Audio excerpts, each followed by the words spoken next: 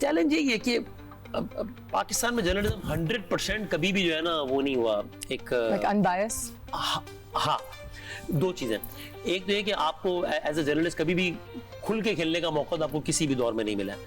अब आपको खुद भी ना आइडिया, कुछ दौर आते हैं कि जब आपको बहुत खुल के खेलने का मौका मिल जाता है, कुछ दौर आते हैं आपको लगता है कि बहुत, तो बाउंड्रीज जो है ना वो चेंज होती रहती है। ये सबसे बड़ा चैलेंज है। एंड एज आई सेड कि अगेन अभी आपको डिसाइड करना होता है कि without compromising on my ethics मैं किस तरीके से सेफली कर इस तरह कर आर्ट है। हाँ। ये एक एक्चुअल आर्ट है कि आपने जिंदा भी रहना है और आपने किसी को ऑफेंड भी नहीं करना और आपने और किसी की चापलूसी भी नहीं करनी, चापलूसी भी नहीं करनी और आपने अवाम के लिए सवाल पूछना है because you are working for the public basically, they are relying on you. आपका जब शो देखते हैं एक एक्सपेक्टेशन है, so you have to and you know on another level मुझे ये भी लगता है कि जिस तरीके से I don't anyone can disagree, लेकिन जिस तरीके से रोजे मैशर मुझसे बहुत सारी और चीज़ों के बारे में सवाल होगा, मुझे लगता है इस बारे में भी सवाल होगा कि यार अगर तुम्हारी कोई औकात नहीं थी और हमने तुम्हें ऐसी जगह पे बिठा दिया कि जहाँ पर दो लोगों ने तुम्हारी बात सुनी है, तो उसका हक अदा किया है कि नहीं किया है। So I think ये बहुत जरूरी है, इसको जो है ना बड़ी खूबसूरत थिंकिंग भी है। करना चाहिए। कोई ऐसा इंटरव्यू था जो आपके जहन में जो बहुत चैलेंजिंग था, आप बात कर सकते हैं इस पे?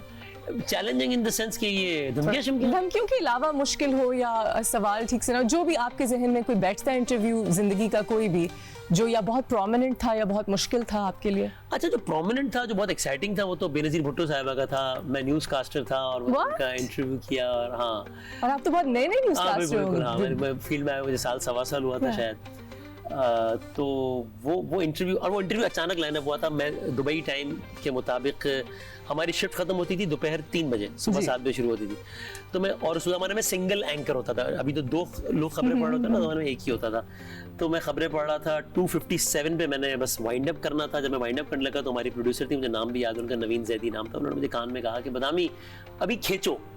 तो खींचो का मतलब होता है कि अभी कुछ करना है, हमने वो क्या करना है, अभी बस खींचो। तो मैं खुदाफिज कहने से पहले मैंने आए बाएं शाएं, तो 258 259 पे रफली उन्होंने मुझे देखा कि हम किसी हाई प्रोफाइल गेस्ट को लाइन अप कर रहे हैं। उस वक्त पॉलिटिकल सिनेरियो चल रहा था, कुछ बीबी की मुशर्रफ साहब से रिटर्न भी था और वो सब वो सारी मुशर्रफ से मुलाकात नहीं हुई थी।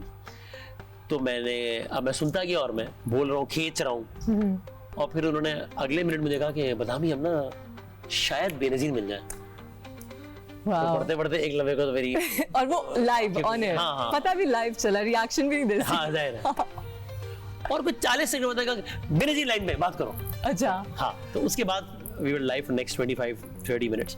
तो उसके आखिर में उन्होंने कहा कि वो मुझे बड़ा एजाज़ है मेरे लिए जुमले कि आपको मैं सलाम पेश करती हूँ और आपने बहुत अच्छे सवालात किए। तो वो करियर के उस स्टेज पे, यंग स्टेज पे, माशाल्लाह, दैट्स अमेजिंग। वो हाईलाइट है। That's amazing. कोई डिफिकल्ट या ऑकवर्ड इंटरव्यू था जो खत्म नहीं हो पाया या कुछ चला गया गुस्से में?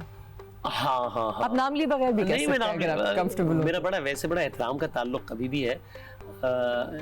जमाते इस्लामी के अमीर थे मुनव्वर हसन साहब। अच्छा। हाँ, तो उनसे जब मेरा एक इंटरव्यू हुआ तो उन्होंने मुझे किसी बात पे कहा, मुझे बात भी याद नहीं आ रही, उन्होंने कहा कि ये आप नहीं बात कर रहे, ये आपने अमेरिका से डॉलर लिए हैं बात कर रहे हैं और आप अमेरिका के एजेंट हैं। तो मैंने उनको याद दिलाया कि सर वो पिछले प्रोग्राम में आपने मुझे किसी और पार्टी का एजेंट करार दिया था जो अमेरिका से बिल्कुल अपोजिट था।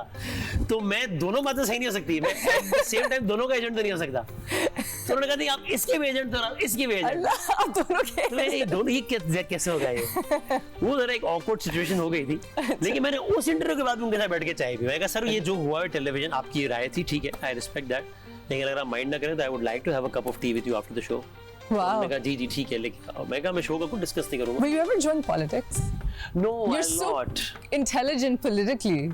I hope so. अच्छा, so अब मैं जितना बता सकता हूँ बता देता हूँ कि मुझे I had a chance, an opportunity, और वो भी बड़ी सेफ और बड़ी ल्यूक्रेटिव। Okay. हाँ, हर एतबार से।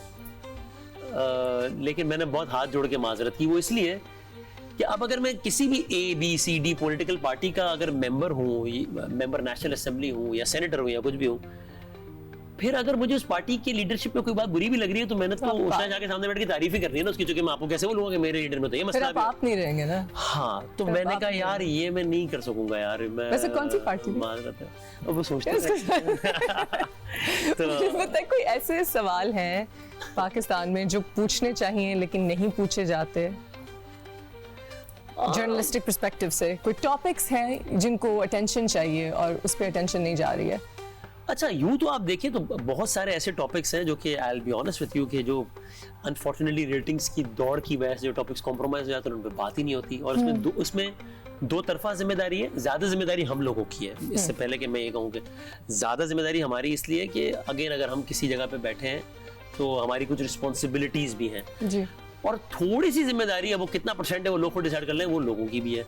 तो बैठ के ना ये बड़ा फैशनेबल है बात करना कि यू नो व्हाट, आपको इस पे भाई देखो भी तो सही ना, मैं क्या दीवार से बातें करूंगी? हमें भी ये कहा जाता है कि आप लोग वही सास बहू ड्रामे बनाते हैं, हमारी भी एक रिस्पॉन्सिबिलिटी है दूसरा कंटेंट बनाना, और मैंने बनाया हुआ है। लेकिन वो आप देखें तो सही, मतलब किसी ने, आपको तो मेरे वो सास बहू वाले याद हैं, आपको वही याद है, आप देखने वाले बने, हम बनाने वाले बन जाएंगे। अब ये कि या तो बदामी साहब बैठ के ना जरा निकालें दो बड़ी बड़ी और ये टेबल पे हाथ मारें, आवाज भी ऊंची करें, पॉपुलर नैरेटिव अपनाएं तो ठीक है, वरना वो तमीज तहजीब आप जनाब तो वो जमाना अब आई थिंक बहुत पीछे चला गया। चेंज करो। अब आर्ट वाइज भी जब मेरी अम्मा ड्रामों में काम करती थी तो पीटीवी का जो जमाना होता था, यू नो अशफाक अहमद साहब के ड्रामे होते थे, वो एक बड़ा खूबसूरत पढ़ा लिखा ड्रामा था, और हमारे शोज भी इतने महजब होते थे, एंड लोग बात करते थे हमारी लैंग्वेज पे, हमारे ठहराव पे।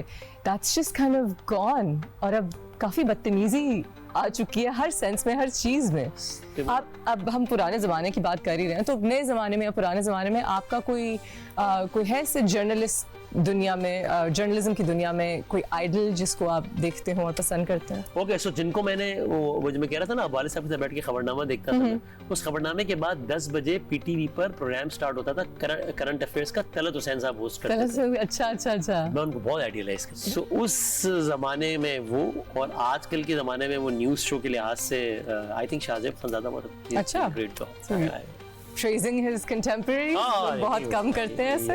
अच्छा, वाह। मुझे बताएं कि आपके 3 शोज हैं माशाल्लाह से, मैं एग्जैक्ट नाम हालांकि मुझे पता है शोज के नाम, but this the 11th hour show, Shan Ramzan and हर लम्हा पुरजोश। मुझे बताएं कि ये बहुत डिफरेंट शोज हैं, इसमें डिफरेंट सवाल होते हैं। तीनों शोज में आपकी पर्सनालिटी के डिफरेंट एस्पेक्ट्स आते हैं? Are all the shows representative of Waseem Badami? Actually yes, क्योंकि हर इंसान की जिंदगी के मुख्तलिफ होते हैं ना। सो मुझे अखबार पढ़ने का, सियासत में क्या हो रहा है ये वो उसका बहुत शौक है, तो वो 11th आवर में कवर हो जाता है। मैं वैसे क्लोज सर्कल में जरा, मैं हर किसी के सामने उस तरह नहीं खुल पाता, लेकिन क्लोज सर्कल में मैं आई थिंक मेरे दोस्त वगैरह कहते हैं कि एक विटी और वो वाली शख्सियत है, वो हर लम्हा पुरजोश में कवर हो जाती है। और बाकी सब बहुत गुनाहगार लोग हैं, लेकिन इंसान कोशिश तो करता है कि कुछ ऐसी चीजें करे जो कि दिल से करीब हो, जो कि दिल को सुकून दे, तो वो शान रमजान से। सो एक्चुअली यस, वो personality it just works out well कि तीनों शो। आप दिमाग अगर एक चौथा शो हमने शुरू करना हो आपके साथ? यार ये अच्छा सवाल है, पता नहीं लोग मुझसे एक्टिंग का पूछते हैं, यार एक्टिंग क्या? हाँ, वैसे बाय द वे मुझे ऐसा लगता है कि मैं चाहूँ भी तो नहीं कर सकता। What is your pastime outside of television then? अगर एक्टिंग नहीं तो? ओके, सो एक तो ये कि जरा कम ही टाइम इस तरह का गुजरता है जैसे आप पूछ रही हैं, लेकिन I think I am very very lucky and fortunate, इस पे अल्लाह का रोजाना भी शुक्र अदा करूँ, हर लम्हे भी तो कम नहीं है कि you are very lucky when जब आपका पैशन आपका प्रोफेशन बन जाए। तो एक्चुअली जब मैं अखबार भी पढ़ रहा होता हूँ, जब मैं सियासत भी डिस्कस कर रहा होता हूँ, जब मैं लोगों से अपनी टीम से बात कर रहा होता हूँ कि इसको लाइन अप करो, ये करते हैं वो करते हैं, तो मुझे वो भी काम नहीं लग रहा होता, मजा आ रहा होता है। तो जो कि अच्छा, हाँ एक्चुअली हाँ, जब लम्हा पुरजोश कर रहे होते हैं बहुत मजा आ रहा होता है। So, अब काम नहीं होता है, शान रमजान कर रहे होते हैं बहुत मजा आ रहा होता है। हाँ, वो बहुत लुत्फ आता है। सो ये बाकी कुछ बहुत मुख्तसर सा हल्का अहबाब है दोस्तों का, उनमें कभी बैठ जाना, या फैमिली के साथ अम्मी अब्बू बहन भाई सब। हल्का अहबाब, हल्का अहबाब, दोस्त यार, फैमिली के साथ। Okay, wow. This is beautiful Urdu. On that note, Waseem bhai, we're just going to be right back from this break. I will catch you guys here with Waseem Badami on After Hours.